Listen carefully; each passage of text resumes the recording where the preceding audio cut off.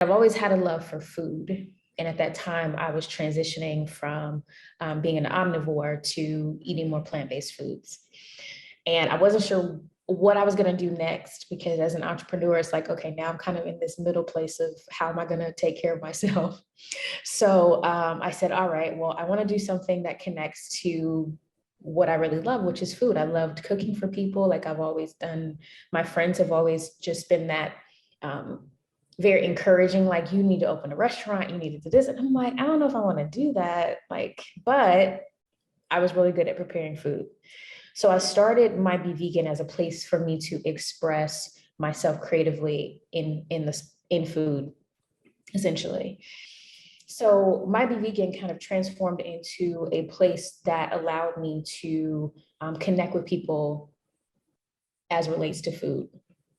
I've always been very passionate about hunger and homelessness and how that impacts our communities, especially Black and Brown communities.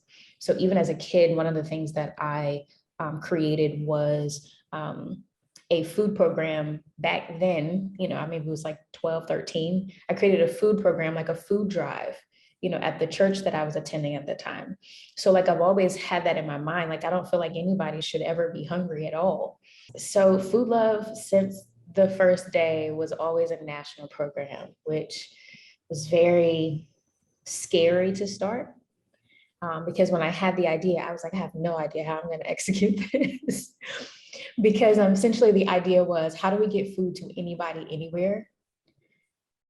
Because what I was seeing is that there were so many lines at the food banks. People had to stand in line. And then I was asking some of my friends, one of which was a social worker. I said, well, what do you do if you don't have transportation, if you don't have a car and the bus systems aren't working? And she was like, that's a great question. And that's something that we're struggling with right now. Like, we have people who can't get to where the food is. They've lost their job.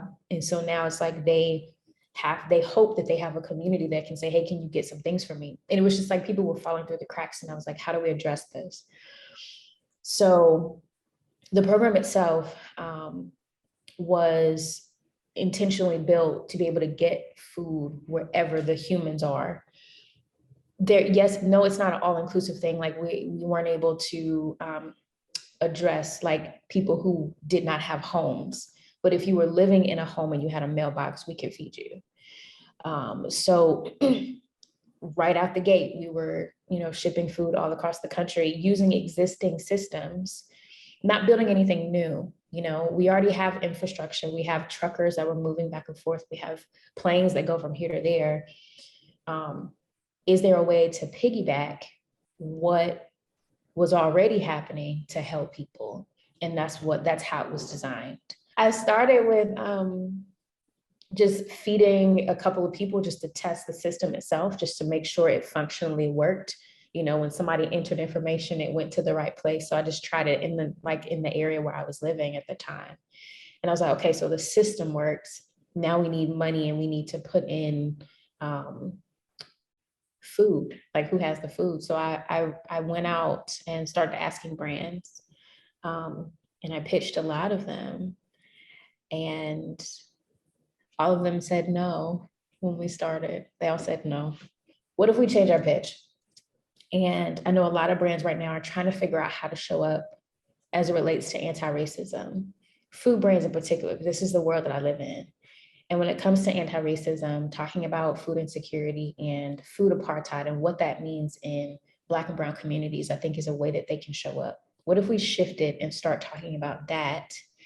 And we say, hey, look, I will sit down and talk to you, because this is something that I'm not new at talking about anti-racism. I've done that for a while. So what if we sit down and say, I will have a free consultation with you if you will listen to what I am saying about how we can feed and impact the country. And that changed everything. We went from brands having everyone who said no, all of them had said no. Everyone, not one had said yes. When we changed our pitch and we got our first yes, I literally wept on the floor. I was like, oh my God. So after that, we got our first yes, and the yeses just kept coming. They kept coming.